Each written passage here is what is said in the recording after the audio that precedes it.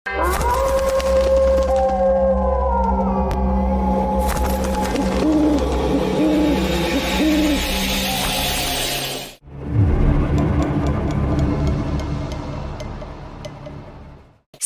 causes cancer. Smoking kills.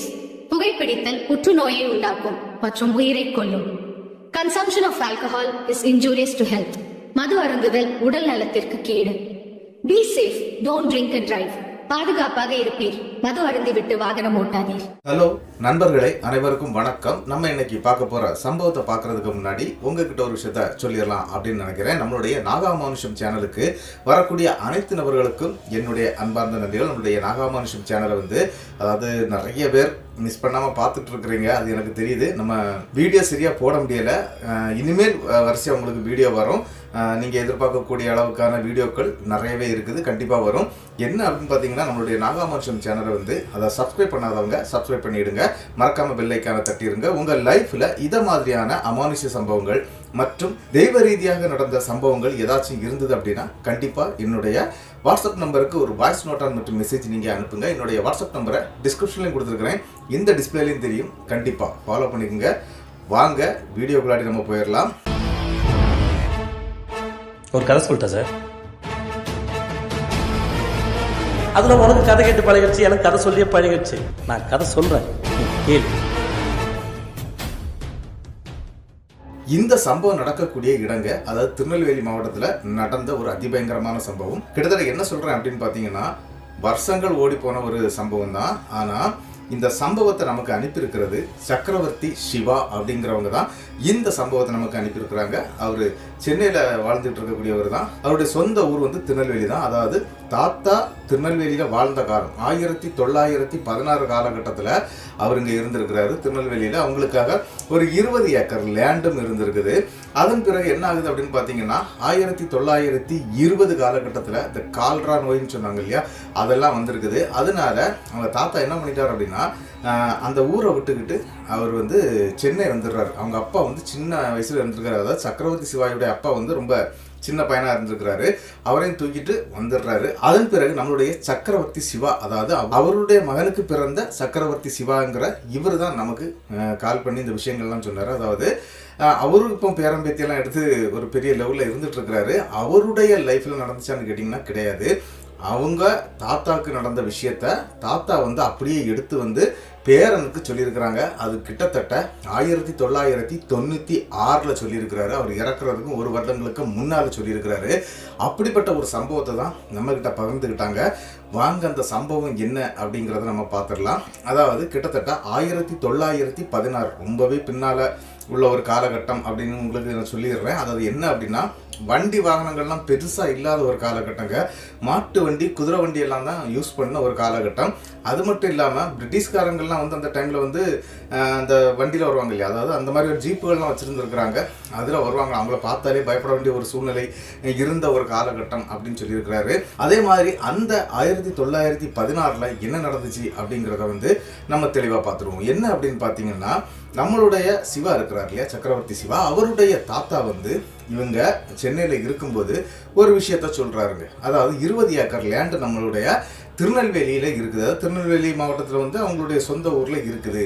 ஆனால் கிட்டத்தட்ட பல ஆண்டுகள் ஆயிடுச்சு நாங்கள் அந்த ஊருக்கு போய், அதனால நம்ம இந்த ஊருக்கு போகணும் அப்படின்னு சொல்கிறாருங்க. அதாவது அவங்க தாத்தா சொல்கிறாரு. அப்போ அடிக்கடி இவங்க தாத்தா ஒரு விஷயத்த சொல்லிகிட்டே இருப்பார். என்ன அப்படின்னா, அதுங்க அங்கே இருக்குமோ, போயிடுச்சோ அப்படின்னு சொல்லி அவங்க அப்பா கிட்ட சொல்கிறத இவர் அடிக்கடி கேட்டிருக்கிறாரு.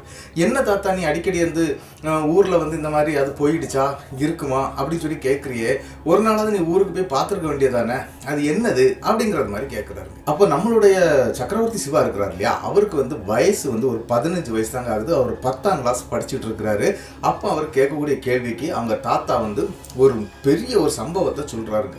அதாவது என்ன அப்படின்னு பார்த்தீங்கன்னா, 1916 காலகட்டத்துக்கு முன்னால, ஒரு 2 ஆண்டுகளுக்கு முன்னால அந்த ஊருக்குள்ள ஒரு சம்பவம் நடந்திருக்குது. என்ன அப்படின்னு பார்த்தீங்கன்னா, அங்கே சுயம்புலிங்கம் அப்படின்ட்டு ஒரு நபர் வாழ்ந்துட்டு வந்திருக்கிறாருங்க அந்த ஊரில்.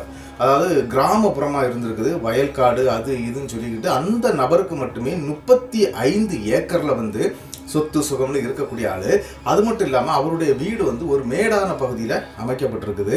அது மட்டும் இல்லாமல் ஒரு முக்கியமான விஷயம் என்னென்னா, எந்த இடத்துல தண்ணி இல்லைனாலும் அவர் வீட்டில் இருக்கக்கூடிய கிணத்துல தண்ணி ஃபுல்லாகவே இருக்குமாங்க. அதாவது அந்த தரை மட்டத்துக்கு தண்ணீர் இருக்குமா. அப்படி ஒரு கிணறு அவங்க வீட்டில் இருக்குது. அதாவது ஊத்து கிணறுன்னு சொல்லுவாங்க இல்லையா, அதுவும் பாறை ஊத்து கிணறு. தண்ணி வத்தவே செய்யாதான், எந்த வறட்சி வந்தாலும் அந்த இடத்துல தண்ணி வத்தாது.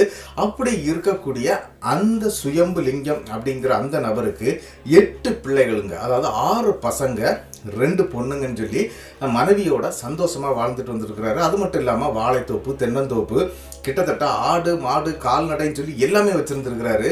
அதாவது சொல்ல போனால் ஒரு சின்ன பண்ணையார்னே சொல்லலாம். ஆனால் அவங்க அந்த டைமில் வந்து இந்த உயர்ந்த ஜாதி தாழ்ந்த ஜாதின்லாம் பார்ப்பாங்க இல்லையா, அதில் இவர் தாழ்த்தப்பட்ட ஜாதியை சேர்ந்தவர் அப்படிங்கிறதுனால இவங்களை வந்து பண்ணையக்காரர் லிஸ்ட்டில் வராமல் இவரை வந்து ஒரு ஒதுக்குப்புறமான ஒரு ஏரியாவில் வச்சுட்டு இருக்கிறாங்க. ஆனால் இவருடைய இடத்தை கிராஸ் பண்ணி தாங்க யாராக இருந்தாலும் அந்த ஊருக்குள்ளாடியே போக முடியும். அந்த மெயின் ரோடு வந்து, அதாவது அப்போ மண் ரோடு தான், அந்த மாதிரி மண் ரோடே வந்து அவங்க வீட்டுக்கு முன்னால தான் ஆரம்பிக்கவே செய்யும் அப்படிங்கிறது மாதிரி தாங்க சொல்லப்பட்டிருக்குது. ஆனாலும் என்ன அப்படின்னு பார்த்தீங்கன்னா, இந்த சுயம்புலிங்கம் இருக்கிறார் இல்லையா, அவருடைய வீடு வந்து ஃபர்ஸ்ட் தொடக்கத்திலே இருக்கும்.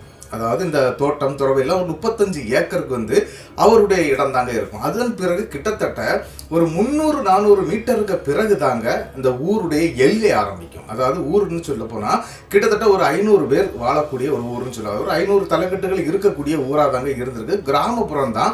ஆனால் அங்கே 2 பண்ணையக்காரங்க இருந்திருக்கிறாங்க. பண்ணையக்காரங்க அப்படின்னா அண்ணன் தம்பி 2 பேர் இருந்திருக்கிறாங்க.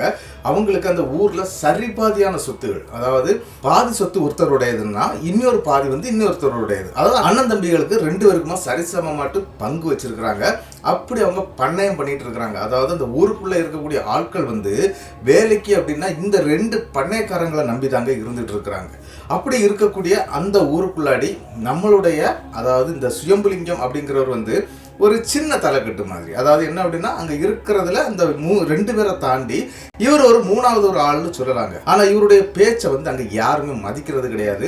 ஏன்னா தாழ்த்தப்பட்டவர் அப்படிங்கிறதுனால சரின்னு சொல்லிக்கிட்டு அவர் அதை பெருசா எடுத்துக்கிறது கிடையாதுங்க. சரி, தான் உண்டு, தன்னுடைய வேலை உண்டு, தன்னுடைய தோட்டந்துறவுகள் உண்டு அப்படின்னு சொல்லிக்கிட்டு அவர் சந்தோஷமா வாழ்ந்துட்டு இருக்கிறாரு. ஏன் அப்படின்னா எல்லா வகையான காய்கறியும் அவருடைய மண்ணில் விளையுதுங்க. அது மட்டும் இல்லை, தேங்காய், வாழைப்பழம், அது இதுன்னு, அதாவது வாழைத்தோப்பு, தென்னந்தோப்பு, என்னெல்லாம் வேணுமோ எல்லாமே அவர் அந்த 35 ஏக்கர்ல வச்சிருக்கிறாரு. ஆடு மாடு மேய்க்கிறதுக்காக 2 ஏக்கர் லேண்டை வந்து அந்த புல்களோட அப்படி வச்சிருக்கிறாரு. புல்லா இருக்கும் ஃபுல்லாவே. அது வந்து ஆடு மாடுகள், அவர் கிட்டத்தட்ட 70 மாடுகள், அந்த டைம்ல 70 மாடுகள் வச்சிருந்திருக்கிறாரு. அது மட்டும் இல்லாம கிட்டத்தட்ட ஒரு 150 ஆடுகள் வச்சிருக்கிறாரு. கோழிகள்லாம் 200-300 கோழிக்கு மேல வச்சிருந்திருக்கிறாரு. அவருடைய வீட்டை சுத்தி பார்த்தீங்க அப்படின்னா ஃபுல்லாவே பச்சை பசேர்னு இருக்குங்க. எந்த வறட்சி வந்தாலும் அவருடைய நிலம், அவருடைய தோட்டம் எல்லாமே பச்சை பசேர்னா இருக்கும். ஏன் அப்படின்னா வற்றாத ஒரு ஊற்றுக்கிணறு அவருக்கு இருக்குது. அந்த ஊற்றுக்கிணறுல இருந்து எடுக்கக்கூடிய தண்ணி, அதாவது என்ன அப்படின்னா மாடை கட்டி இழுப்பாங்களாம். அதாவது இந்த கப்பி இருக்குல்ல, அது போட்டு மாடு கட்டி இழுப்பாங்களாம். இழுத்து அந்த தண்ணியை வந்து பாய்ச்சுவாங்க. ஆனாலும் அந்த தண்ணி குறையவே செய்யாதுங்க, நிரம்பிக்கிட்டே தான் இருக்கும். அப்படி இருக்கக்கூடிய தன்னுடைய தோட்டத்தை நம்பி அவரும் வாழ்க்கையை நடத்திக்கிட்டே இருக்கிறாருங்க. அந்த டைம்ல இந்த 2 பண்ணையக்காரங்க இருக்கிறாங்க இல்லையா, அவங்க முத்தாரம்மன் கோவில் வச்சு வணங்கிட்டு இருக்கிறாங்க. அதாவது ஊருக்கு உள்ளாடி. ஆனா கோவிலாட்டு கிடையாதுங்க. அங்க எங்கேயாட்டு மரத்துல வந்து இந்த துணி கட்டி வச்சிருப்பாங்க இல்லையா, அப்படிதான் முத்தாரம்மன், சிவசுடலை, அதன் பிறகு உபசாமிகள் நிறைய பேர் இருப்பாங்க இல்லையா, உபதெய்வங்கள் அப்படின்னு சொல்லுவாங்க இல்லையா, அந்த மாதிரி நிறைய தெய்வங்களை வச்சு ஊருக்குள்ள மட்டும் தாங்க வணங்கிட்டு இருக்கிறாங்க. எல்கையில கூட ஒரு தெய்வங்களும் கிடையாதுங்க. இந்த எல்கையில இருக்கிறது யார் அப்படின்னு கேட்டீங்கன்னா இவர் தாங்க, சுயம்புலிங்கம் மட்டும்தான் அந்த எல்கையில தொடக்கத்துல இருக்கக்கூடிய நபருங்க. சரின்னு சொல்லிக்கிட்டு இந்த லைஃப் அப்படியே போயிட்டு இருந்த அந்த காலகட்ட சூழ்நிலையில ஒரு சம்பவம் ஒன்று அந்த ஊருக்குள்ள நடக்குதுங்க. என்ன அப்படின்னா வறட்சி. அதாவது மழை பெய்யாமல் ரொம்பவே வறட்சி ஆகுது. எல்லா இடமும் தண்ணி இல்லை. அதாவது சுயம்புலிங்கத்துடைய இடத்துல மட்டும் தண்ணி செழிப்பாக இருக்குது. அந்த கிணத்துல தண்ணி ஊறிக்கிட்டே இருக்குது. ஆனால் மற்ற இடங்கள், அந்த ஊரை சுற்றி பண்ணையம் பண்ணுறாங்க இல்லையா 2 பேர், அவங்க யாருக்குமே மழை பெய்யலை, தண்ணி இல்லை. அதாவது மொத்தத்திலே அந்த டைமில் வந்து தண்ணி இல்லாமல் இருந்திருக்குது. ஆனால் இவருடைய நிலம் மட்டும் பச்சை பசீர்னு அழகாக இருக்குதுங்க. அப்போ என்ன நடந்துச்சு அப்படின்னு பார்த்தீங்கன்னா, நாட்கள் உருண்டோட ஆரம்பிச்சிட்டே இருக்குது. கிட்டத்தட்ட 6 மாதம் போயிடுது, மழையே இல்லை, சுத்தமாக ஆற்றுல கூட தண்ணி வரல. ரொம்பவே மக்கள்லாம் வந்து கஷ்டப்பட ஆரம்பிக்கிறாங்க.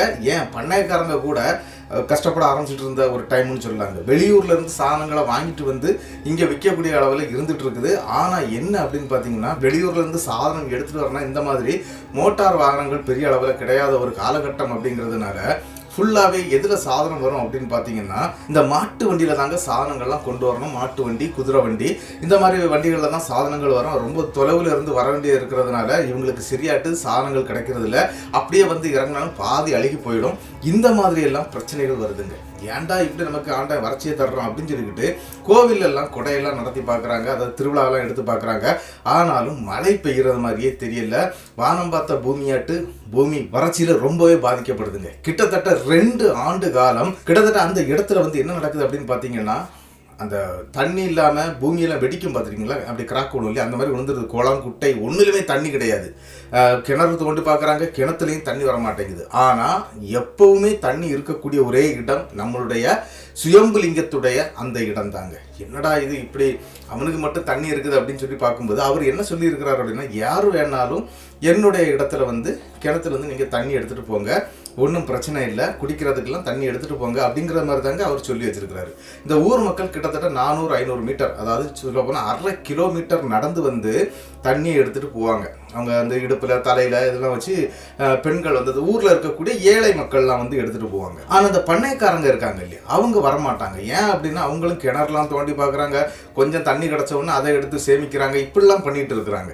அதனால என்ன நடந்துச்சு அப்படின்னு பார்த்தீங்கன்னா, நாட்கள் உருண்டு ஓட ஆரம்பிச்சிருது. கிட்டத்தட்ட 2 ஆண்டு காலம் வந்து தண்ணி சப்ளை பண்ணுறது, காய்கறி சப்ளை பண்ணுறது, அரிசி கொடுக்கறது எல்லாமே நம்மளுடைய அந்த சுயம்புலிங்கம் அப்படிங்கிறவர் தாங்க எல்லாமே பண்ணிட்டு இருந்திருக்கிறாரு.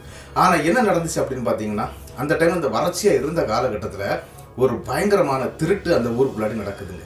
கிட்டத்தட்ட ஒரு 7 பேருங்க அந்த ஊருக்குள்ளாடி வந்து திருட ஆரம்பிக்கிறாங்க. அது எந்த வீட்டில் திருடினாங்க அப்படின்னு பார்த்தீங்கன்னா, இந்த பணைக்காரங்க இருக்கிறாங்க இல்லையா, அவங்க வீட்டில் தாங்க இருக்கக்கூடிய நகை, பணம்னு சொல்லி எல்லாத்தையுமே திருடுறாங்க. அப்படி திருடிக்கிட்டு அவங்க வரக்கூடிய வழி எங்கே அப்படின்னு பார்த்தீங்கன்னா, நம்மளுடைய இந்த சுயம்புலிங்கம் இருக்கிறார் இல்லையா, அந்த வழியில தாங்க வர்றாங்க. அப்படி வரும்போது என்ன நடந்துச்சு அப்படின்னு பார்த்தீங்கன்னா, இந்த இடமெல்லாம் பச்சை பசீர்னு இருக்குது, மிச்சம் எல்லா இடமும் காஞ்சி கருவாடாகி போய் இருக்குதுங்க. இவங்க பார்க்குறானுங்க இந்த திருடனுங்க, என்னடா இவ்வளோ இடத்துலையும் இந்த ஒரு இடம் மட்டும் ரொம்பவே அதாவது பச்சை பசீர்னு இருக்குதே அப்படின்னு நினைக்கிறாங்க. சரின்னு சொல்லிட்டு திரும்பி பார்க்கும்போது திருடர்கள் திரும்பி பார்க்குறாங்க. ஊர் மக்களுக்கு இந்த தகவல் தெரியப்பட்டு எல்லாருமே அந்த தீப்பந்தத்தை எடுத்துட்டு அருவா, கத்தி, கம்புன்னு எடுத்துக்கிட்டு பின்னால் வர்றாங்க. அதனால இந்த 7 பேரும் என்ன பண்ணுறாங்க அப்படின்னா, இவங்களுடைய தோப்புக்குள்ளாடி பூந்துடுறாங்க. அந்த டைம்ல காம்பவுண்டுலாம் கிடையாதுங்க, சும்மா ஓப்பனாக தான் இருக்கும். நம்மளுடைய சுயம்புலிங்கத்துடைய அந்த தோப்புக்குள்ளாடி பூந்துடுறாங்க. ஆனால் சுயம்புலிங்கம் எப்படி அப்படின்னு பார்த்தீங்கன்னா, பசங்கள்ல இருந்து இவர் வரைக்கும் வெளியே தான் படுத்திருப்பாங்க. வெளியில கட்டில் போட்டு, வெளியில அந்த கைத்து கட்டில்னு சொல்லுவாங்க, அந்த கட்டில் போட்டு அதுல தான் படுத்திருப்பாங்க. அந்த தாயும் 2 பெண்கள் இருந்திருக்கிறாங்க. அவங்க வந்து 3 பேர், அவங்க வந்து வீட்டுக்குள்ள படுத்திருப்பாங்க. இப்படி இவங்க கிட்டத்தட்ட பசங்க 6 பேர், இவரோட சேர்த்து 7 பேருங்க. இவங்க வெளியே படுத்திருக்கிறாங்க. மற்ற அந்த 7 திருடர்களும் அந்த இடத்துக்குள்ளாடி புகுந்து போறத இவங்க பார்க்குறாங்க. யாரு? இந்த சுயம்புலிங்கம் பார்க்குறாரு. சுயம்புலிங்கத்துடைய மூத்த மகனுக்கிட்ட சிலம்பாட்டம்லாம் இவங்களுக்கு கை வந்த கலை அப்படின்னு சொல்லாங்க. அதனால 2 பேரும் ஆளுக்கு ஒரு சிலம்பு எடுத்துக்கிட்டு இவங்க இன்னொரு ரூட் விளையாட்டு, அதாவது இவங்க இடம் தானே, அவங்களுக்கு எப்படி போகணும் அப்படின்னு தெரியும் இல்லையா, அதனால இன்னொரு ரூட் விளையாட்டு அந்த தென்னந்தோப்புக்குள்ளாடி வர்றாங்க. அங்கே வச்சு இந்த திருடர்களை பார்த்தவொடனே இவங்களுக்கு புரிஞ்சிருது, இவங்க திருட்டுக்காக வந்தவங்க தான் அப்படின்னு சொல்லிக்கிட்டு அடிக்க ஆரம்பிச்சிட்டாங்க. இவங்க கம்பு எடுத்து அவங்கள அப்படி அடிச்சதுல என்ன ஆகுது அப்படின்னா, 6 பேர் அங்கிருந்து மிஸ் ஆகி ஓடிடுறாங்க. அவனுங்க திருடிட்டு வந்த பொருள் எல்லாம் அங்கேயே விட்டுட்டு போயிடுறானுங்க. குதிரைகள் இருந்திருக்கு, குதிரையில தான் வந்திருக்கானுங்க. அப்படி அவங்க ஓடும்போது ஒருத்தனுக்கு அடிபட்டு அந்த இடத்துல விழுந்ததுல அந்த நபர் அந்த இடத்துல இறந்து போயிடுறாருங்க. ஆனா என்ன அப்படின்னா, ஊர் மக்களும் கலைஞ்சு அந்த இடத்துக்கு வர இங்க அடி நடந்ததை பாக்குறதும் கரெக்டா இருக்குது. அதனால எல்லாருமே அதுக்குள்ள வந்துடுறாங்க, அதாவது தென்னந்தோப்புக்குள்ளாடி வந்துடுறாங்க. வந்து பார்க்கும்போது அங்க என்ன நடந்துச்சு அப்படின்னு பாத்தீங்கன்னா, இந்த திருடிட்டு வந்தாங்க இல்லையா, இதுல வந்து என்ன அப்படின்னு பாத்தீங்கன்னா, காசு பணம் மட்டும் இருக்குங்க. ஆனால் நகை நட்டுகள் எதுவுமே இல்லை. சரி, ஒருவேளை இந்த போனாங்க இல்லையா, அவங்கள யாராவது ஒருத்தன் எடுத்துகிட்டு போயிருக்கலாம் அப்படிங்கிற மாதிரி நினச்சிடுறாங்க. அந்த காசு பணத்தை எல்லாம் எடுத்து அந்த பண்ணைக்காரங்கக்கிட்ட தான் கையில் கொடுக்குறாங்க. ஏன்னா பண்ணைக்காரங்களும் கூட வந்திருக்கிறாங்க. சரின்னு சொல்லிக்கிட்டு இவங்க என்ன பண்ணுறாங்க அப்படின்னா, இந்த இடம் ஃபுல்லாக தேடி பார்க்குறாங்க, யாருமே கிடைக்கல, குதிரையும் கிடைக்கல. ஒரே ஒரு குதிரை, ஒரு நபர் இறந்து கிடக்குறாரு. அப்படி என்ன நடந்துச்சுன்னு பார்த்தீங்கன்னா, மறுநாள் பஞ்சாயத்து கூடுது. ஏன்னா இறந்துட்டார் இல்லையா ஒரு நபர், அவரை வந்து என்ன பண்ணுறாங்க அப்படின்னா, அவங்க ஊரில் இருக்கக்கூடிய அந்த சுடுகாட்டு பக்கத்தில் கொண்டு போய் போட்டு வச்சிருக்கிறாங்க. எதுக்கு அப்படின்னா, இவனை தேடி யாராவது வந்தாங்க அப்படின்னா கண்டிப்பா பிடிச்சிடலாம் அப்படின்னு சொல்லிட்டு 2 நாட்கள் அந்த பாடியை வந்து சுடுகாட்டிலே போட்டு வச்சிருக்காங்க. யாருமே தேடி வரல. சரி, இவனுடைய பாடி எங்கேயே புதைச்சிடலாம் அப்படின்னு சொல்லிக்கிட்டு அங்கே இருக்கக்கூடிய சுடுகாட்டில் இந்த ஊர் மக்கள்லாம் சேர்ந்து புதைச்சிடுறாங்க. ஆனால் எந்த ஒரு இறுதி மரியாதையும் இல்லாமல் அங்கே புதைக்கவும் செய்திடுறாங்க. அதன் பிறகு என்ன நடக்குது அப்படின்னு பார்த்தீங்கன்னா, மழை பெய்யலை, ரொம்பவே மக்கள் கஷ்டப்படுறாங்க. முடிஞ்ச அளவுக்கு நம்மளுடைய அந்த சுயம்புலிங்கம் இருக்கிறார் இல்லையா, அவர் வந்து என்ன பண்ணுறாரு அப்படின்னு பார்த்தீங்கன்னா, இந்த காய்கறி எல்லாம் ஃப்ரீயாக கொடுக்க ஆரம்பிச்சிட்டாரு எல்லாருக்கும். நீங்கள் வந்து காசு எதுவும் தர வேண்டாம், ஃப்ரீயாகவே எடுத்துகிட்டு போங்க. அதாவது நம்மளுடைய நிலம்லாம் வந்து இந்த மாதிரி பிரச்சனையில் மாட்டிகிட்டு இருக்குது. ஆனால் நான் என்னுடைய நிலத்தில் வந்து எல்லா விளைச்சலும் இருக்குது, எனக்கு தண்ணீர் இருக்குது. ஏன்னா நான் மேட்டு பகுதியில் இருக்கிறேன். உங்களுக்கு தண்ணி அனுப்புனா தண்ணி அங்கே வந்து சேராது. ஏன்னா இவங்க இருக்கிறதும் ஒரு மேட்டு பகுதி. அப்போ அதில் ஏறி போகக்கூடிய அளவுக்கு தண்ணி இல்லை. அதாவது ஆற்றுல தண்ணி வந்துன்னா இங்கே எல்லா இடமும் தண்ணி இருக்கும். இப்போ ஏதாவது பண்ணலாம் அப்படின்னு சொன்னால் வேறு வழி கிடையாது. இப்போ என்னுடைய நிலத்துக்கு ஏற்றாப்புல தண்ணியை நான் நிறச்சி ஊற்றிக்கிட்டு இருக்கிறேன் அப்படிங்கிறது மாதிரி எல்லாம் அந்த இடத்துல பேசுகிறாருங்க. சரின்னு சொல்லிட்டு இந்த பண்ணைக்காரங்களுக்கு அவங்களுடைய காசு கிடைச்சது, நகை கிடைக்கிறீங்க. சரி, நம்ம அந்த கோவிலுக்கு வந்து திருவிழா எடுக்கலாம் அப்படின்னு சொல்லி பிளான் பண்ணுறாங்க. மறுபடியும் 2 வருஷத்துக்கு பிறகு அடுத்த திருவிழா எடுக்கிறாங்க. அப்படி திருவிழா எடுக்கும்போது என்ன நடக்குது அப்படின்னு பார்த்தீங்கன்னா, ஆல்ரெடி 2 வருஷம் மட்டும் மழை இல்லை பார்த்தீங்களா, அதனால அந்த மரத்துல எல்லாம் இந்த தெய்வங்கள் இருந்ததுன்னு சொன்னேன் இல்லையா, எல்லாத்துக்குமே கற்சலை செய்திருக்கிறாங்க. அதனுடைய நகைகள், அதாவது எல்லா தெய்வங்களுக்கும் நகைகள் வச்சிருந்துருக்கிறாங்க. அதுவும் மேனாட்டு அங்கே இருக்கக்கூடிய முத்தாரம்மனுக்கு வந்து இவங்க நகைகள் செய்து வச்சிருந்தாங்க. அந்த நகையும் இந்த கள்ளனுங்க திருடுனாங்க இல்லையா, அந்த திருடர்கள் திருடிட்டு போனாங்க இல்லையா, அதிலே போயிடுச்சு. இப்போ என்ன பண்ணுறது, அம்மனுக்கு நகை இல்லையா அப்படின்னு சொல்லிக்கிட்டு எல்லாருமே வருத்தப்படக்கூடிய ஒரு டைமுங்க. என்ன நடந்துச்சு அப்படின்னு பார்த்தீங்கன்னா, அங்கே சாமி ஆட்டம் நடக்குதுங்க. அதாவது கோவிலில் சாமி ஆடுறாங்க. அப்படி சாமி ஆடும்போது எந்த சாமி வந்து பேசுது அப்படின்னு பார்த்தீங்கன்னா, முண்டன் சாமி வந்து பேசுகிறாரு. பேசிக்கிட்டே சொல்கிறாரு, எங்கள் அம்மாவுக்கு நகையெல்லாம் போட்டிங்களடா, நகையெல்லாம் எங்கடா அப்படின்னு சொல்லி கேட்க ஆரம்பிக்கிறாரு. அப்போ இந்த மாதிரியான விஷயத்த அந்த இடத்துல அந்த பண்ணைக்காரங்க சொல்கிறாங்க. என்ன அப்படின்னா, அந்த நகையை வந்து திருடிட்டு போயிட்டானுங்க, என்ன செய்யறதுன்னு எங்களுக்கு தெரியல, முடிஞ்ச அவனுடைய சக்தியை உபயோகப்படுத்தி அந்த நகையை கொண்டு வரக்கூடிய வழியை சொல்லுங்க அப்படின்னு சொன்னா, முண்டன் சாமி ஒரு விஷயத்த சொல்கிறாரு அந்த இடத்துக்குள்ளாடி. என்ன அப்படின்னு பார்த்தீங்கன்னா, நம்மளுடைய சுயம்புலிங்கம் இருக்கிறார் இல்லையா, அவருடைய தென்னந்தோப்புல, அதாவது ஒரு மூலை பகுதியை சொல்றாரு. அதாவது தென்மேற்கு கன்னி மூலையில வந்து இந்த மாதிரி அந்த நகைகள் அங்க இருக்குது, நீங்க போய் எடுத்துட்டு வாங்க அப்படின்னு சொல்லி சொல்றாருங்க. இதை கேட்டோன்னே எல்லாருக்கும் அதிர்ச்சி, என்னடா நகை அங்க இருக்குதா அப்படின்னு சொல்லிக்கிட்டு இவங்க என்ன பண்றாங்க அப்படின்னா, ஊர் மக்களோட திரண்டு நம்மளுடைய சுயம்புலிங்கத்துடைய அந்த தென்னந்தோப்புக்கு வர்றாங்க. அப்படி வரும்போது கரெக்டா சாமி சொன்னது மாதிரி ஒரு பை நிறைய, அதாவது பைன்னு சொல்ல போனா கிட்டத்தட்ட ஒரு கோணிச்சாக்கு ஃபுல்லாவே நகைகள் நிறைய இருக்குங்க. அவங்க எங்கெல்லாம் கொள்ளையடிச்சாங்களோ மொத்த நகைகளை அங்கே வச்சுட்டு போயிட்டாங்க. ஏன் அப்படின்னா, 2வது எடுத்துக்கலாம்னு சொல்லி தான் பிளான் பண்ணானுங்க.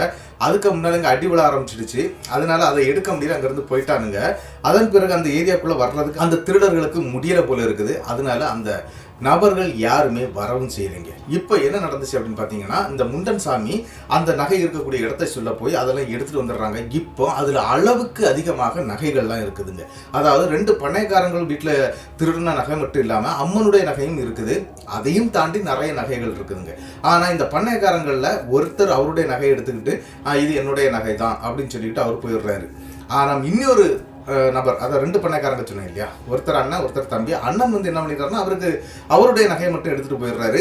இந்த தம்பி இருக்கிறாரு பார்த்தீங்களா, இவரா இது எல்லாமே என்னுடைய நகை தான் அப்படின்னு சொல்லிட்டு அவ்வளவு நகையை ஆட்டையை போட்டுடுறாருங்க. ஆட்டையை போட்டது மட்டும் இல்லாமல் அம்மனுடைய நகையை வந்து எடுத்து இந்த மாதிரி அம்மனுக்கு சாப்பிட்டுங்க அப்படின்னு சொல்லிட்டு கொடுத்துட்றாரு. மிச்ச நகையை கொண்டு போய் அந்த நபர் வீட்டுக்குள்ளே வச்சுக்கிட்டுறாருங்க. ஆனாலும் அந்த திருவிழா நடந்து முடியுதுங்க. திருவிழா நடந்து முடிஞ்சு மழை எப்போ பெய்யும் அப்படின்னு சொல்லி கேட்கும்போது கூட அந்த தெய்வங்கள் பெய்யும் அப்படிங்கிற மாதிரி சொல்லிட்டு போயிடுறாங்க. ஆனால் சம்பவம் என்ன அப்படின்னு பார்த்தீங்கன்னா, அந்த வருஷமும் மழை பெய்யலை, கஷ்டம் நிறையவே வருது. ஏன்னா ஏழை மக்கள் விவசாயத்தை நம்பி இருக்கக்கூடியவங்க, அவங்களுக்கு மழை இல்லைன்னா ஆற்றுல தண்ணி வரலன்னா ரொம்பவே கஷ்டம். அதனால அந்த இடத்துல எல்லாருமே கொஞ்சம் பதறி போய் தான் இருக்கிறாங்க. என்ன சாமி இப்படி சொல்லிட்டு போயிட்டாரு, நம்ம என்ன பண்ண போகிறோம் அப்படிங்கிற ஒரு எண்ணத்தோட தான் அந்த ஊர் மக்களும் இருந்துகிட்டு இருக்கிறாங்க. அப்போ தான் ஒரு விஷயம் நடக்குது. என்ன அப்படின்னு பார்த்தீங்கன்னா, இந்த சின்ன பண்ணைக்காரர் அப்படின்னு நான் சொன்னேன் இல்லையா, அதாவது தம்பிக்காரர், அவருக்கு வந்து நம்மளுடைய சுயம்புலிங்கத்துடைய அந்த நிலத்துக்கு மேலே பயங்கரமான ஆசைங்க. ஏன் அப்படின்னா, இவருடைய நிலம்லாம் வறட்சியில் செத்து கிடக்குது. ஆனால் அவருடைய நிலம் வந்து நல்ல செழிப்பாக இருக்குது. அதை எப்படியாவது எடுக்கணும் அப்படின்னு சொல்லி அந்த பண்ணைக்காரர் வந்து ஒரு விஷயத்த பண்றாரு. என்ன அப்படின்னு பார்த்தீங்கன்னா, கிட்டத்தட்ட ஒரு 40-50 பேர், அதாவது நல்ல ரவுடிசன் பார்ட்டின்னு கூட சொல்லலாங்க, அந்த மாதிரி ஆட்கள், அதாவது இந்த முரடனுங்க கள்ளனுங்க திருடனுங்க அப்படின்லாம் சொல்லுவாங்க இல்லையா, அந்த மாதிரி ஆட்களை கரெக்டாக நள்ளிரவு நேரத்தில் நம்மளுடைய சுயம்புலிங்கத்துடைய வீட்டில் இறக்குறாருங்க அந்த நபர். அதாவது அந்த பண்ணைக்காரர் இறக்குறாரு. இறக்கி இவங்களை துண்டு துண்டாக விட்டுறாருங்க.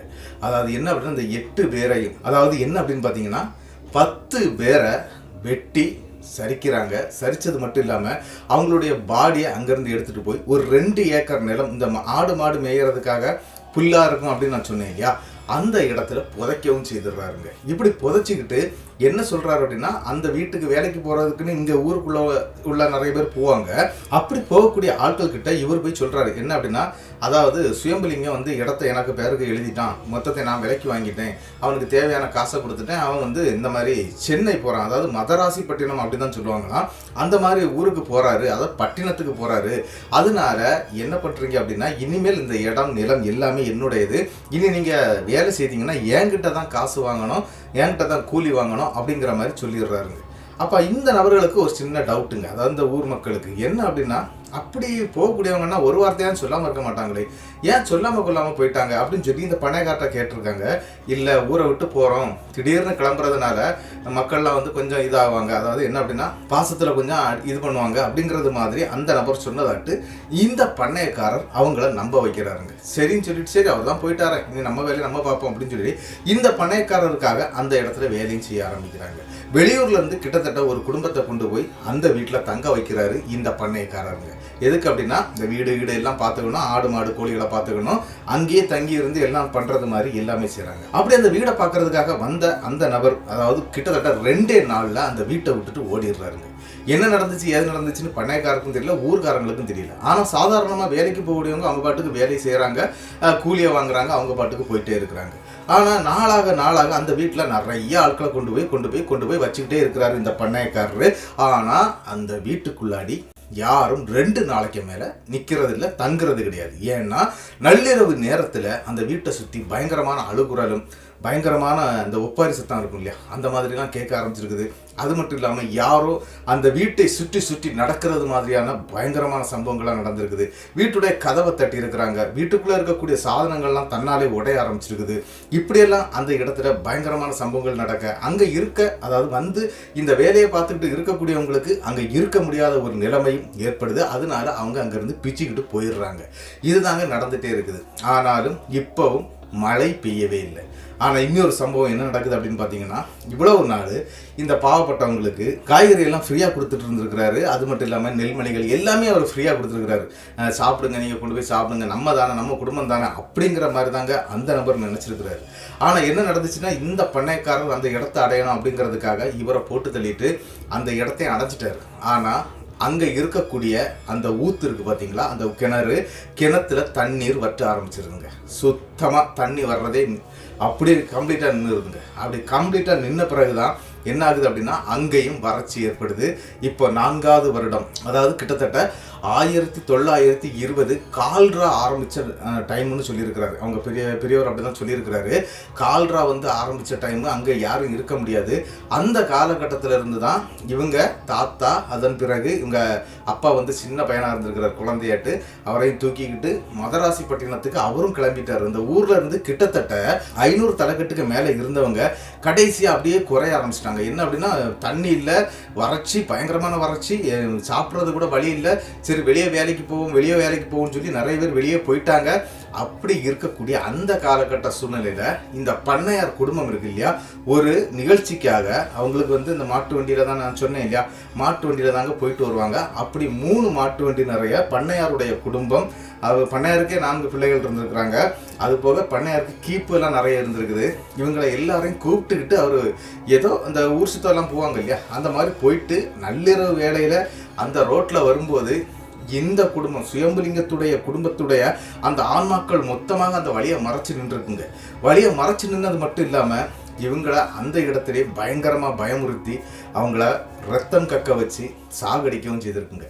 இப்படி அந்த சின்ன பண்ணையக்காரர் வந்து அதாவது அவருடைய குடும்பமே அழிஞ்சு போயிருக்குது. அதன் பிறகு என்ன நடக்குது அப்படின்னு பார்த்தீங்கன்னா, மறுபடி அந்த கோவிலில் வந்து இந்த முதல் பண்ணையக்காரர் இருக்கார் இல்லையா, அவர் வந்து என்ன பண்ணியிருக்கிறார் அப்படின்னா, அந்த கோவிலில் போய் கணக்கு கேட்க ஆரம்பிச்சிருக்கிறாரு. அப்படி கணக்கு கேட்கறதுக்காக சாமிக்கு எல்லாம் பண்ணாலும் அந்த இடத்துல சாமிகள் ஆடுறது இல்லைங்க. சாமிகளை யாரோ கட்டி வச்சிருக்கிறாங்க அப்படிங்கிறது மாதிரி அங்கே வரக்கூடிய இந்த ராப்பாடிகள் இருப்பாங்க இல்லையா, அதாவது இந்த குடுகுடுப்புக்காரங்க, அவங்க எல்லாம் வந்து சொல்லிட்டு போகிறாங்க, ஊர் சாமியை வந்து கட்டி வச்சிருக்கிறாங்க, சாமியால் வெளியே வர முடியாது அப்படிங்கிறத மாதிரி சொல்லிக்கிட்டே இருக்கிறாங்க. என்ன நடக்குது அப்படிங்கிறத வந்து அவங்கள யாராலையும் புரிஞ்சுக்கிடவே முடியல. ஏன் அப்படின்னா, அந்த ஆன்மாக்கள் வந்து நல்லவங்க யாரையுமே தொந்தரவு பண்ணலை. அதாவது சொல்லப்போனால் இந்த விவசாய மக்கள் இருக்கிறாங்க இல்லையா, அந்த பாவப்பட்டவங்க, அவங்கள யாரையுமே அது தொந்தரவு பண்ணலை. அதே மாதிரி இந்த முதல் பண்ணையக்காரர் இருக்கார் இல்லையா, அவரையும் அது எதுவுமே பண்ணலைங்க. அவங்க குடும்பம்லாம் சேஃப்டியாக தான் இருந்துட்டு இருக்காங்க. ஆனால் இந்த 2வது பண்ணையக்கார குடும்பத்தை மொத்தமாக அழிச்சிருது. ஆனால் என்ன நடந்துச்சு அப்படின்னு பார்த்தீங்கன்னா, நாள் போக போக இந்த இரத்த பலியை எடுத்து அந்த ஆன்மாக்கள் வாழ ஆரம்பிச்சுட்டு வருது. அப்படிங்கிறதுனால வழியில் நிறைய பேரை பயமுறுத்த ஆரம்பிக்குது. நிறைய பேருடைய கண்களுக்கு அங்கங்கேயே தெரிய ஆரம்பிக்குது. இதனால அந்த வழியை யாரும் பயன்படுத்த முடியாத அளவுக்கு பிரச்சனைகள் பெருசாயிட்டே போகுதுங்க. அப்படி இருக்கக்கூடிய அந்த சமயத்துல தான் இவர், அதாவது இந்த 1920 அந்த இடத்த விட்டுட்டு இவங்க வந்துட்டாங்க. எங்க வந்துட்டாங்க அப்படின்னா சென்னை வந்துட்டாங்க. அதன் பிறகு அங்க என்ன நடந்துச்சு அப்படிங்கிறது யாருக்குமே தெரியாதுங்க. அந்த ஊருக்குள்ளாடி அதன் பிறகு இவங்க போகக்கூடிய காலகட்டம் யார் அப்படின்னா, நம்மளுடைய சக்கரவர்த்தி சிவாவும் அவங்களுடைய அப்பா, அதன் பிறகு தாத்தா, இவங்க எல்லாம் போறாங்க. இப்போ அவருக்கு 15 வயசு. இந்த கதை எல்லாமே சொல்லி முடிச்சிருக்கிறாரு. அதன் பிறகு போறாங்க. 20 ஏக்கர் லேண்ட் இவங்களுக்கு இருக்குது இல்லையா, இதை போய் பார்க்கணும், ஏதாவது முடிஞ்சா வித்துக்கிட்டு வந்துடலாம் அப்படின்லாம் பிளான் பண்ணிட்டு தாங்க அந்த ஊருக்குள்ளேயும் போறாங்க. அப்படி அந்த ஊருக்குள்ள போகும்போது இப்போ மழையெல்லாம் பெய்யுது, நல்ல செல்வ செழிப்பாக தான் இருக்குது. ஆனால் அந்த வீடு அது இடிஞ்சு ஒன்றுமே தெரியலையா. அந்த மண் சுவரில் கட்டப்பட்ட வீடு அது சுத்தமாக அங்கே இல்லை, அந்த மாதிரி இருக்குது. கிணறு இருக்கிறது தெரியுதுங்க. ஆனால் கிணத்துல எதுவுமே, அதாவது என்ன அப்படின்னா, அந்த இடத்துக்குள்ளே யாரும் போகக்கூடாது அப்படிங்கிறது மாதிரி இந்த முள் செடிகள் நிறைய வளர்ந்து ஃபுல்லாகவே கவராகி போயிருக்குது. அந்த தென்னந்தோப்பு இல்லை, எதுவும் இல்லை, வெட்ட வெளியாக இருந்த மாதிரி இருக்கும். ஆனால் அவ்வளவுமே கருவேல மரங்கள் அப்படி நிறைஞ்சு போய் இருக்குதுங்க. அப்படிப்பட்ட அந்த ஏரியாக்குள்ளே வரும்போது தான் இந்த கதை நடந்த இடம் இதுதான் அப்படின்னு சொல்லிக்கிட்டு தன்னுடைய பேரன்கிட்ட இந்த விஷயத்த சொல்கிறாரு. அப்போ அவங்க அப்பாவும் நிறைய விஷயங்களை சொல்ல ஆரம்பிச்சிருக்கிறாரு. என்ன அப்படின்னா, இதன் பிறகு இங்கே யாரும், அதாவது அந்த வீட்டில் யாரும் வாழலை. ஆடு மாடு இந்த கால்நடைகள் எல்லாமே செத்து போயிருக்குது. எல்லாத்தையுமே அது பலியாட்டு எடுத்திருக்குது. அங்கே இருக்கக்கூடிய இந்த சுயம்புலிங்கத்துடைய குடும்பமே பலியாட்டு எடுத்ததாட்டு அந்த இடத்துல கதையை சொல்லி முடிச்சிருக்கிறாங்க.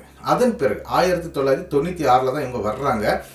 என்ன நடக்குது அப்படின்னு பார்த்தீங்கன்னா, இந்த இடத்துல இவங்களுக்கு ஒரு 20 ஏக்கர் நிலம் இருக்கு இல்லையா, அந்த இடத்தெல்லாம் இது பண்ணி எடுத்திருக்கிறாங்க. அப்படி இருக்கும்போது அங்கே இருக்கக்கூடிய பண்ணைக்காரங்களுடைய அந்த வாரிசு வழியில் வந்திருப்பாங்க இல்லையா, அவங்கள போய் சந்திக்கிறாங்க. அப்படி சந்திக்கும் போது ஆல்ரெடி அந்த பண்ணைக்காரர் இறந்துட்டாரு. அவருடைய மகன் இருக்கிறாரு, அவரும் வயசானவர் தான், அவரும் இருக்கிறாரு. அவர்கிட்ட போய் தான் விஷயத்த சொல்றாங்க.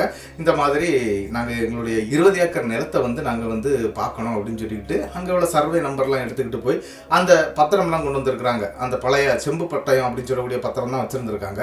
அதெல்லாம் கொண்டு காட்டி இதுதான் எங்களுடைய நிலம்னு சொல்லி அந்த நிலத்தை வேற ஆக்கிரமிப்பு பண்ணியிருக்காங்க பக்கத்தில் இருந்தவங்க. அதையெல்லாம் கிளியர் பண்ணி அந்த இடத்தையெல்லாம் கிளியர் பண்ணி எடுத்திருக்கிறாங்க. அப்போ அங்கே இருக்கக்கூடிய இந்த இவங்க தாத்தா வயசுல இருப்பாங்க இல்லையா, அவங்க கிட்ட என்ன நடந்துச்சு அதுக்கு பிறகு, அதாவது 1920க்கு பிறகு என்ன நடந்துச்சுன்னு தெரியாது இல்லையா, அதை பத்தி விளக்கம் கேட்க ஆரம்பிக்கிறாரு இவங்க தாத்தா. அதாவது பக்கத்துல இருக்கக்கூடிய நண்பர்களுக்கிட்ட. அப்படி அந்த நண்பர்கள் தான் சில விஷயங்களை சொல்றாங்க. அதுக்கு பிறகு இங்க நிறைய பிரச்சனை ஆயிடுச்சுப்பா, ஊர்ல இருந்து பல பேர் காணாம போயிட்டாங்க. அதாவது அந்த வழியா வரக்கூடியவங்க நைட்டு நேரத்துல காணாம போயிடுவாங்க.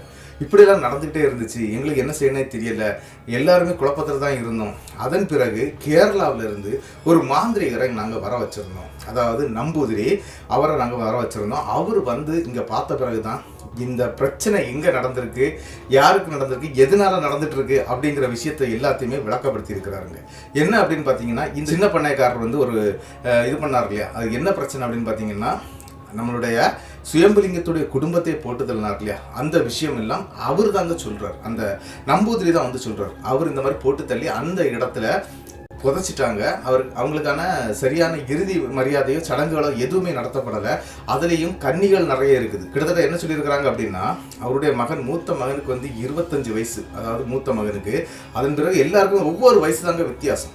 எல்லாம் வரிசையாட்டு கீழே வரைக்கும் 6 பசங்க, அதுக்கப்புறம் 2 பொண்ணுங்க அப்படின்னு சொல்லிக்கிட்டு இந்த கீழே இருக்கக்கூடிய பசங்க எல்லாம் கன்னி பசங்க, கன்னி பிள்ளைகள். சின்ன கை குழந்தையா இருந்தது வரை பெண் குழந்தை கை குழந்தையா இருந்திருக்குது. அதை வரைக்கும் விட்டு வைக்காம கொண்டிருக்கானுங்க. அதனால அது தெய்வீக சக்தி அடைஞ்சு அந்த இடத்துல வரக்கூடிய யாரா இருந்தாலும் எதுக்க ஆரம்பிச்சிருச்சு. அது மட்டும் இல்லாம சாகுறதுக்கு முன்னால இந்த சுயம்புலிங்கம் அப்படிங்கிறவர் பயங்கரமான ஒரு சாபத்தை அந்த ஊருக்கு கொடுத்துருக்கிறாரு. இங்க இருக்கக்கூடிய சாமிகள் என்ன நினைச்சாலும் எங்களை கட்டுப்படுத்த முடியாது, உங்களை கொல்லாம விட மாட்டேன் அப்படிங்கிறது மாதிரி ஒரு சாபத்தை கொடுத்துட்டு தான் செத்துருக்கிறாரு. அதே மாதிரி அந்த பண்ணையர் குடும்பத்தை அது போட்டும் தள்ளி இருக்குது அப்படிங்கிற விஷயத்தை எல்லாமே அந்த நம்பூதிரி எடுத்து சொல்லி இருக்கிறாருங்க. இந்த நம்பூதிரி சொன்ன விஷயங்கள் எல்லாம் கேட்டுக்கிட்ட அந்த இடத்துல இருக்கக்கூடிய அந்த மூத்த பண்ணையக்காரர் என்ன பண்ணியிருக்கிறாரு அப்படின்னா, சரி இதுக்கு ஏதாவது பரிகாரம் பண்ணிடலாம், என்ன வேணாலும் பண்ணலாம் அப்படின்னு சொல்லும்போது, சாமிகள் எதுவுமே கெட்டல இல்லை, எல்லாமே பார்த்துக்கிட்டு சும்மா தான் இருக்குது. ஏன்னா அவங்க செய்த தப்புக்கு அவங்க தண்டனை அனுபவிச்சு தான் ஆகணும் அப்படிங்கிற ஒரு காரணத்துக்காக. ஏன் அப்படின்னா இந்த பண்ணையக்காரர் செகண்ட் பண்ணையக்காரர் இருக்கார்ல, இறந்து போனார் இல்லையா, அவர் வந்து ஒரு மிகப்பெரிய தப்பு பண்ணியிருக்கிறார். என்ன அப்படின்னா இந்த கொள்ளைக்காரங்க ஒரு 7 பேர் வந்தாங்க இல்லையா, நகை மூட்டை எடுத்தாங்க இல்லையா, அந்த நகை மூட்டையில எக்ஸ்ட்ரா நிறைய நகை இருந்தது இல்லையா, அதெல்லாம் எங்க உள்ள நகை அப்படின்னு பார்த்தீங்கன்னா இன்னும் 2-3 கோயிலில் உள்ள நகைங்க. அது பெரிய பெரிய கோயிலில் உள்ள நகைகள். அதை தான் இவர் என்னுடைய நகைன்னு சொல்லி எடுத்து வச்சிருக்கிறாரு. அந்த பேராசை பெருநஷ்டம்னு சொல்லுவாங்க இல்லையா, அதை எடுத்தது மட்டும் இல்லாமல் இந்த இடத்தை அபகரிக்கிறதுக்காக இவர் இந்த வேலையெல்லாம் பார்த்தாரு. அதனால இந்த ஊருக்குள்ளாடி அந்த பஞ்சம் மறுபடியும் தலைவிரிச்சு அடிச்சு, அது மட்டும் இல்லாம உங்களுக்கு இலவசமாட்டு எல்லா காய்கறி சாப்பாட்டு எல்லா பொருளும் தந்த அந்த நபரை கொன்னுட்டான் இல்லையா, அந்த இடத்தை எடுக்கணும்னு. அதனால அந்த ஆன்மாக்கள் வந்து ரொம்பவே உக்கிரமாயிடுச்சு. உக்கிரமானது மட்டும் இல்லை, அது கொடுத்த சாபத்தினால எங்களால் அந்த ஆன்மாக்களை எதிர்த்து நிற்க கூட வலிமை இல்லாமல் ஆயிட்டோம் அப்படிங்கிறது மாதிரி அந்த கோவில் தெய்வங்கள் சொன்னதாட்டு அந்த இடத்துல அந்த நம்பூதிரி சொல்லி முடிக்கிறாருங்க. இந்த விஷயங்கள்லாம் கேட்டுக்கிட்டு என்னடா பண்ணுறது அப்படின்னு சொல்லிக்கிட்டு இருக்கும்போது தாங்க அந்த நம்பூதிரி ஒரு விஷயத்த சொல்கிறாரு. என்ன அப்படின்னா அந்த ஆன்மாக்கள் 10 ஆன்மாக்கள் இருக்கு இல்லையா, இந்த 10 ஆன்மாக்களையும் ஒரு கட்டுக்குள்ள கட்டணும். கட்டி அவங்கள வந்து அங்க ஒரு இடத்துல, அதாவது அவங்கள எங்க புதைக்கப்பட்டிருக்குதோ அந்த இடத்துல ஒரு சின்ன மண்டபம், கல் மண்டபம் மாதிரி கட்டி அதுக்குள்ள அந்த நபர்களுடைய அந்த ஆன்மாவை வந்து அடக்கம் பண்ணி வைக்கணும், அதாவது அடக்கி வைக்கணும். அந்த இடத்துக்கு யாருமே போகாம பார்த்துக்கணும் அப்படிங்கிறது மாதிரி எல்லாம் அந்த இடத்துல சொல்லப்பட்டிருக்குது. அதே மாதிரி அந்த இடத்துல அவங்க பண்ணியிருக்கிறாங்க. அதாவது இந்த கல் மண்டபம் அது இதெல்லாம் செய்தது எல்லாமே அந்த இடத்துல தாங்க. அதாவது இந்த 2 ஏக்கர் லேண்ட் இருந்தது இல்லையா, அதாவது அவங்களுடைய பாடிகள் புதைக்கப்பட்ட அந்த இடத்துல அந்த நம்பூதிரி சொன்னது மாதிரி செய்திருக்கிறாங்க. செய்து அந்த ஆன்மாக்கள் 10 பேருடைய ஆன்மாக்களையும் அந்த இடத்துல வந்து அடக்கவும் பண்ணிட்டாங்க. அதன் பிறகுதான் ஊர்ல மறுபடியும் மழையெல்லாம் பெய்ய ஆரம்பிச்சுது.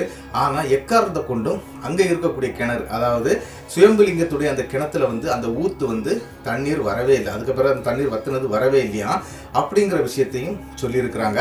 என்ன நடந்துச்சு அப்படிங்கிற விஷயத்த தெளிவா இவங்க தாத்தா கேட்டு தெரிஞ்சிருக்கிறாரு. அதே இடத்துல நம்மளுடைய சக்கரவர்த்தி சிவாவும் அங்கதான் இருந்திருக்கிறாரு. ஏன்னா அந்த கதை அவருக்கு ரொம்ப இன்ட்ரெஸ்டாட்டு கேட்டு அந்த கதைக்குள்ளாடி போயிட்டாரு. அதனால அதை பண்றாரு. அதாவது அவங்க தாத்தா கூட இருந்து இந்த விஷயங்கள் அனைத்தையுமே கேட்டிருக்கிறாருங்க. அதன் பிறகு அந்த ஊருக்குள்ளாடி தெய்வத்துக்கு திருவிழாலாம் எடுக்கிறாங்க. அப்படி எடுத்த பிறகு என்ன நடந்துச்சு அப்படின்னு பார்த்தீங்கன்னா கிட்டத்தட்ட 2016 வரைக்கும் எந்த பிரச்சனையும் இல்லாம சுமூகமாக தாங்க போயிருக்குது. நம்மளுடைய சக்கரவர்த்தி சிவாயுடைய அப்பாவும் இறந்துட்டாரு. அதோட தாத்தா ஆல்ரெடி இறந்துட்டார். 1998 இறந்து போயிருக்காரு. ரொம்ப வயசாக இருந்திருக்கு அவருக்கு. அப்பமே இறந்து போயிருக்கிறாரு. இந்த 20 ஏக்கர் லேண்டையும் இவங்க வித்துடுறாங்க. யாரு? நம்மளுடைய சக்கரவர்த்தி சிவா வித்துருக்கிறாரு. ஏன்னா இனிமேல் இங்கே இருக்க வேண்டாம், நமக்கு சென்னை தான் எல்லாமே அப்படிங்கிற மாதிரி ஆயிடுச்சு அவருடைய நிலைமை. அதனால அந்த இடத்த வித்துடுறாரு. கிட்டத்தட்ட 2016 ஏதோ ஒரு பெரிய பிரச்சனை அங்கே நடந்ததாட்டு சொல்லப்பட்டு இவரும் கேள்விப்பட்டிருக்கிறாரு. அது என்ன அப்படின்னு பார்த்தீங்கன்னா அந்த கல் மண்டபத்துக்கு உள்ளாடி இருக்கக்கூடிய அந்த ஆன்மாக்களை யாரோ கிளப்பி விட்டுட்டாங்க, அதாவது திறந்து விட்டுட்டாங்க. கிட்டத்தட்ட ரொம்ப வருஷமா பூட்டி, அதாவது இந்த மாதிரி பூஜை பண்ணி வச்சிருந்த அந்த ஆன்மாக்களை திறந்து விட்டுட்டாங்க. அப்படி திறந்து விட்டதுனால என்ன நடந்துச்சு அப்படின்னு பார்த்தீங்கன்னா ரோட்டோரமாக போகக்கூடிய ஆட்களை வந்து நிறைய பேரை பயமுறுத்த ஆரம்பிச்சிருக்குது. 2016 பயங்கரமாக பயமுறுத்த ஆரம்பிச்சிருக்குது.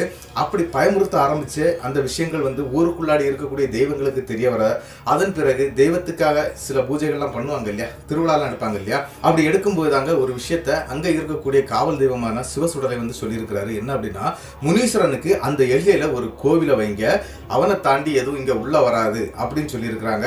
அதே மாதிரி முனீஸ்வரனுக்கு அந்த இடத்துல, அதாவது இந்த லேண்ட் இருக்கு பார்த்தீங்களா, அந்த லேண்டு பக்கத்தில் இந்த மாதிரி ஒரு முனீஸ்வரனுக்கு ஒரு கோயில் வச்சிருக்கிறாங்க. அதன் பிறகு இந்த பிரச்சனை அப்படி போயிட்டு இருக்கவே அந்த 2016 இன்னொரு சம்பவம் நடந்திருக்கு. என்ன அப்படின்னா அந்த காடு மாதிரியா திறந்து கிடந்ததுனால நிறைய பசங்க, அதாவது காலேஜுக்கு போகக்கூடிய பசங்க, சில பொண்ணுங்களுக்கு கூட அந்த காட்டுக்குள்ள போறது, அவங்க வேண்டாத வேலைகள்லாம் பார்க்கறது அப்படின்னு இருந்திருக்குது. அதில் ஒரு சம்பவம் என்ன அப்படின்னு பார்த்தீங்கன்னா ஒரு பெண் வந்து திடீர்னு இறந்து போயிருக்கிறாங்க. காக்கா வலிப்பு மாதிரி வந்து அந்த பெண்ணுடைய பாடியை வந்து வெளியே கொண்டு வந்துட்டாங்க. போலீஸுக்காரங்கெல்லாம் வந்து அதெல்லாம் வெளியே கொண்டு வந்துட்டாங்க. கொண்டு வந்த பிறகு அந்த பிரச்சனைக்கு பிறகு, அதாவது கிட்டத்தட்ட 2016 பிறகு 17 அப்படின்னு கூட சொல்லலாம். அப்படி இருக்கக்கூடிய அந்த காலகட்டத்தில் என்ன நடந்துச்சு அப்படின்னு பார்த்தீங்கன்னா அந்த பெண்ணுடைய ஆன்மா வந்து அந்த ஏரியாக்குள்ளே சுற்றிக்கிட்டு இருக்குது அப்படின்னு சொல்லி ஒரு பிரச்சனை கிளம்பிச்சு. அதன் பிறகு முனீஸ்வரன் கோயிலை வந்து 3 பிரிச்சிருக்கிறாங்க. ஒன்று இந்த என்ட்ரன்ஸில் இருக்கும், சென்டரில் ஒன்று, அதன் பிறகு அந்த அத்தத்தில் ஒன்றுன்னு சொல்லி 3 முனீஸ்வரன் கோயிலை வந்து வச்சாங்க. வச்ச பிறகு இப்போ அந்த ஏரியாவில் எந்த பிரச்சனையும் இல்லை அப்படிங்கிறது மாதிரி தான் இப்போ நான் அறிஞ்சிக்கிட்டு இருக்கிறேன், தெரிஞ்சுக்கிட்டு இருக்கிறேன் அப்படிங்கிற விஷயத்த சொல்லியிருக்கிறாங்க. அதன் பிறகு அந்த மண்டபத்துக்குள்ளாடி யார் போனாங்க, எதை கலத்தி விட்டாங்க, என்ன நடந்துச்சு அப்படிங்கிறது எதுவுமே தெரியல. அந்த கல் மண்டபம் இருக்கத்தான் செய்யுது. அது இப்போ என்ன அப்படின்னு பார்த்தீங்கன்னா பைபாஸ் ரோடுகள் அது இதுன்னு வந்ததுனால இப்போ பைபாஸ் ரோடு ஹைட்டாக இருக்குது, இதெல்லாம் பள்ளத்துக்குள்ளே இருந்த மாதிரி ஆயிடுச்சு. அந்த இடம்லாம் பள்ளத்துக்குள்ளே இருக்கிற மாதிரி இருக்குது அப்படிங்கிறது மாதிரி தாங்க சொல்லியிருக்கிறாரு. அதன் பிறகு ஒரு முக்கியமான விஷயத்த சொல்லியிருந்தாரு. இந்த இடம் எங்கே இருக்குது அப்படின்னு சொல்லி நீங்கள் தயவு செய்து வீடியோவில் சொல்லாதீங்க அப்படின்னு சொல்லியிருக்கிறாரு. திருநெல்வேலின்னு மட்டும் சொல்லுங்கள், இந்த இடம் எங்கே இருக்குது, இந்த ஊருடைய பேரோ எதையும் நீங்கள் யூஸ் பண்ணக்கூடாது அப்படின்னு சொல்லியிருந்தாரு. சரி, அவர் சொன்ன சம்பவத்தை அப்படி நான் உங்களுக்கு எடுத்து சொல்லிட்டேன். இனிமேல் யாராவது கமெண்ட் பண்ணீங்க, அந்த இடத்த காணிங்க, நாங்கள் வீடியோ எடுக்க போகிறோம், அது பண்ண போகிறோம், இது பண்ண போகிறோம்னு யாரும் தயவு செய்து அந்த மாதிரி கமெண்ட் பண்ணிடாதீங்க. ஏன்னா நான் கண்டிப்பாக சொல்ல மாட்டேன், அது உங்களுக்கே தெரிஞ்ச ஒரு விஷயம். இருந்தாலும் நான் உங்களுக்கு கமெண்ட்டுக்கு முன்னால் சொன்னதுதான் இந்த சம்பவத்தை. இப்படி தாங்க நம்மளுடைய சக்கரவர்த்தி சிவா இந்த சம்பவத்தை நமக்கு அனுப்பி தந்திருந்தாரு. அவருடைய லைஃப்ல நடந்துச்சா இல்லையா அப்படிங்கிறத விட அவங்களுடைய தாத்தாவுடைய லைஃப்ல நடந்த ஒரு அதிபயங்கரமான சம்பவத்தை தான் நமக்கு அனுப்பி தந்திருந்தாரு. இந்த சம்பவத்தை அனுப்பி தந்த நம்மளுடைய சிவாக்கு என்னுடைய பெரிய நன்றிகளை நான் சொல்லிடுறேன். இந்த சம்பவம் எப்படி இருந்துச்சு அப்படிங்கிறத வந்து மறக்காம கமெண்ட் பாக்ஸ்ல கமெண்ட் பண்ணிட்டு போயிருங்க. இந்த சம்பவம் உங்களுக்கு பிடிச்சிருந்தா உங்களுக்கு தெரியக்கூடிய அனைத்து நபர்களுக்கும் இந்த சம்பவத்தை ஷேர் பண்ணி விட்டுருங்க. அது மட்டும் இல்லைங்க, மறக்காம இந்த வீடியோவுக்கு ஒரு லைக்கை தட்டி விட்டுருங்க. நீங்கள் ஷேர் பண்ணணும், மறக்கக்கூடாது. ஏன் அப்படின்னா நம்ம வீடியோ போட்டு 4-5 மாதம் ஆகிடுச்சு நாகாமனுஷத்தில். அதனால இந்த வீடியோ நிறைய ஷேர் ஆகணும். ஷேர் ஆனால் மட்டும்தான் அடுத்தடுத்த வீடியோ பண்ணும்போது எனக்கு கொஞ்சம் இன்ட்ரெஸ்டாக இருக்கும். அது மட்டும் இல்லாமல் மறக்காமல் புதுசாக வரக்கூடிய நபர்கள் நீங்கள் என்ன பண்ணுறீங்க அப்படின்னா தயவு செய்து சப்ஸ்கிரைப் பட்டனை தட்டிடுங்க, மறக்காமல் பெல் ஐக்கானை தட்டிடுங்க. அடுத்த வீடியோவில் சந்திக்கும் வரை உங்களிடமிருந்து விடைபெறுவது உங்கள் நாகர்கோவில் நாகராஜன். நன்றி நண்பர்களே.